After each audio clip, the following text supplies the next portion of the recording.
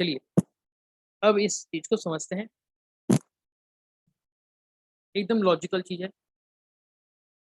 आप खाली माइंड में एक चीज ये क्लियर रखना कि गवर्नमेंट आपको फालतू का क्रेडिट लेने देगी नहीं, जहां पर आप टैक्स की चोरी कर सको या अपना पर्सनल पर्पस उससे फुलफिल कर सको। सीधा सा बात है, अगर आप दे रहे हो अपने बिजनेस की ऑफिस में लगा रहे हो तो आपको उस एसी के ऊपर का जीएसटी टैक्स का तथा इनपुट टैक्स क्रेडिट मिल जाएगा।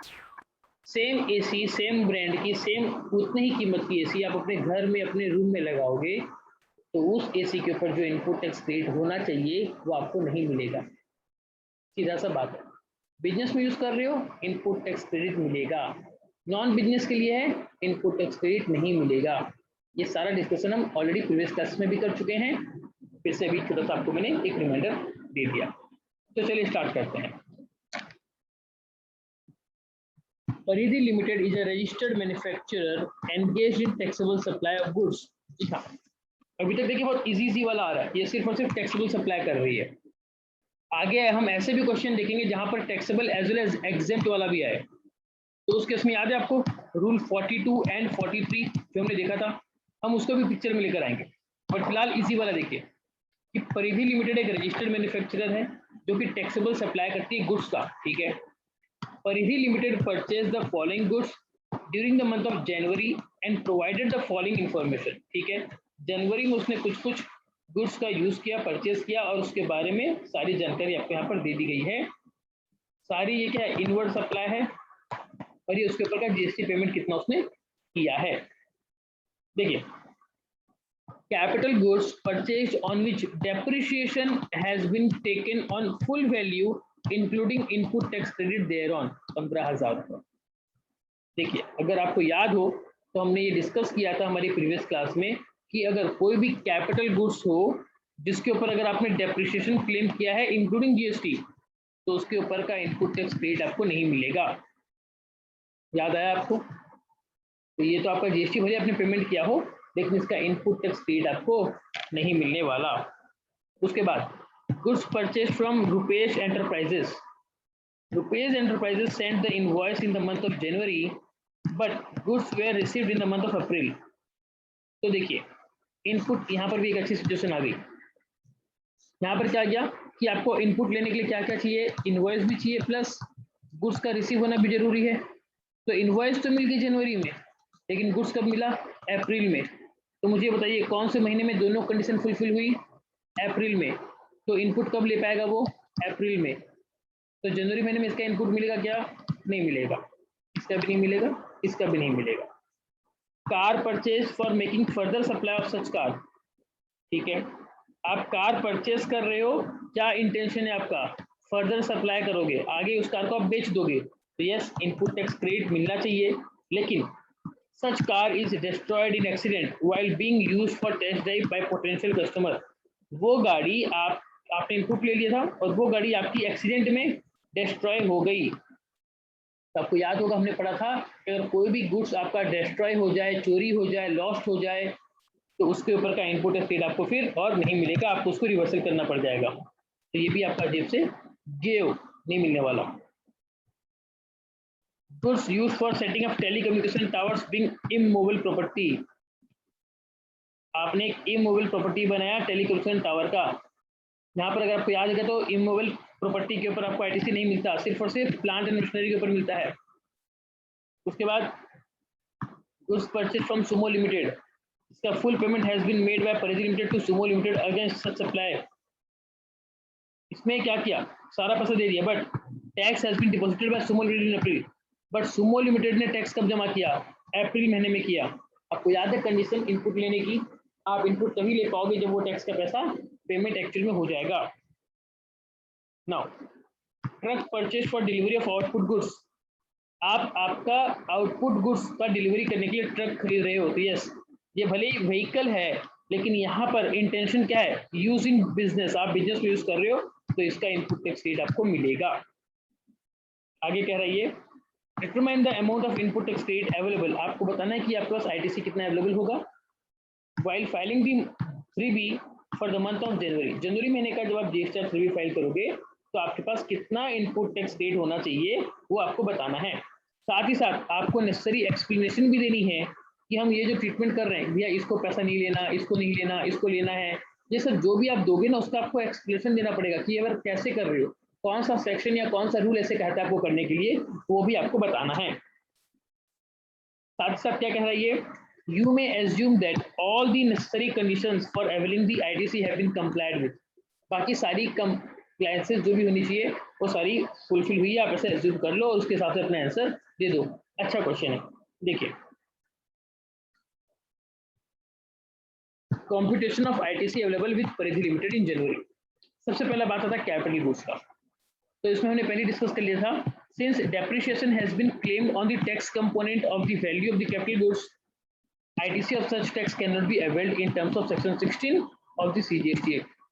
जी हाँ, हमने पहले डिस्कस किया था कि अगर आप कैपिटल गुड्स के ऊपर जो डेप्रिसिएशन चार्ज कर रहे हो, वो अगर आप GST अमाउंट के ऊपर भी चार्ज कर रहे हो तो आपको उसका ITC नहीं मिलेगा। तो ITC कितना हो गया, नील।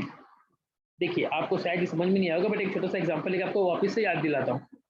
मान लीजिए आपने 5 लाख का एसेट खरीदा, उसके ऊपर आपने 18% करके 90,000 रुपये का GST पेमेंट किया, तो कुल मिला के इनवॉइस कितनी की है, 5,90,000।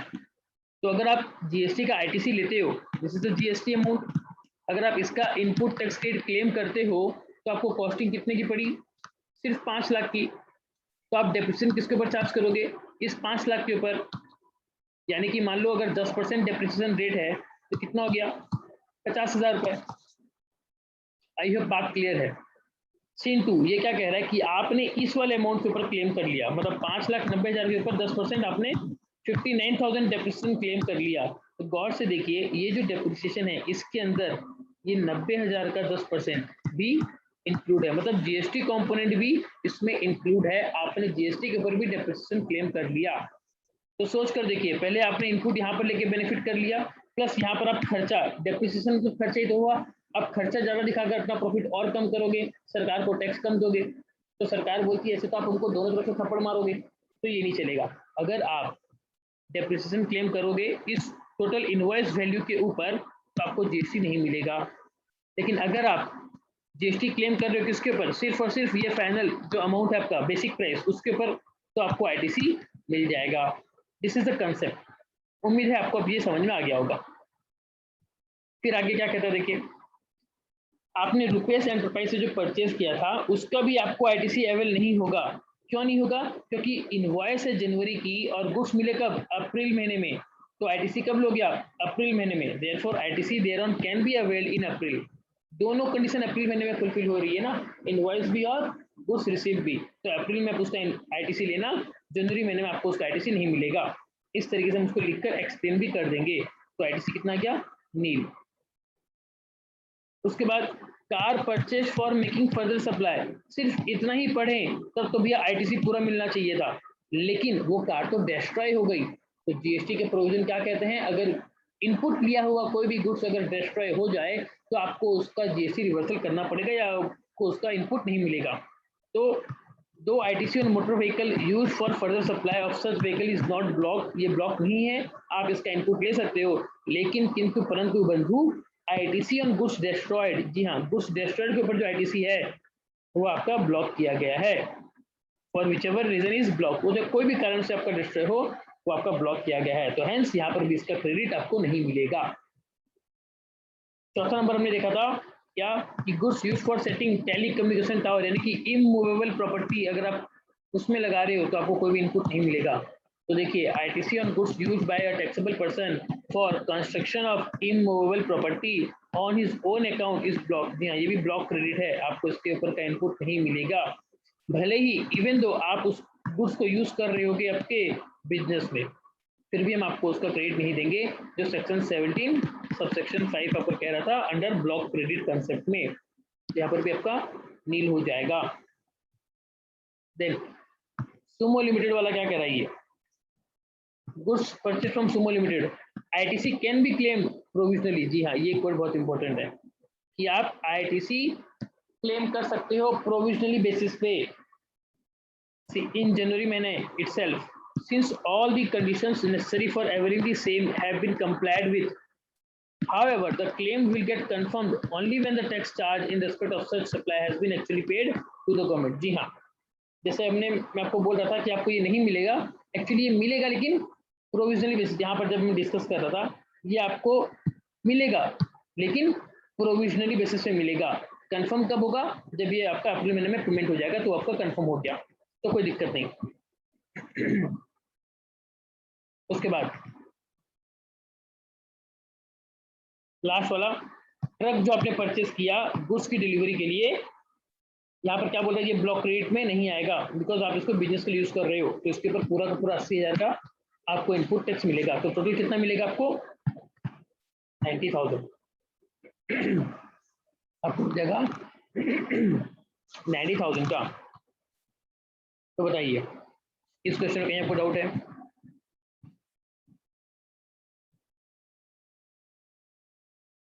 No sir. ओके, चलिए आज के क्लास को हम यहाँ इतना रखते हैं। नेक्स्ट क्लास में कुछ और क्वेश्चन सॉल्व करेंगे, उसमें हम सॉल्व करेंगे आपका रूल 42 और रूल 43 वाला, जहाँ पर हमने T1, T2, T3 ये सब निकालना है। सो प्लीज प्रीवियस वीडियो को जल्दी से जल्दी देख लीजिएगा ताकि कल की क्लास आपको और अच्छे से समझ में आए। अभी के लिए इतना ही, मिलेंगे नेक्स्ट क्लास में। Have a good day, bye bye.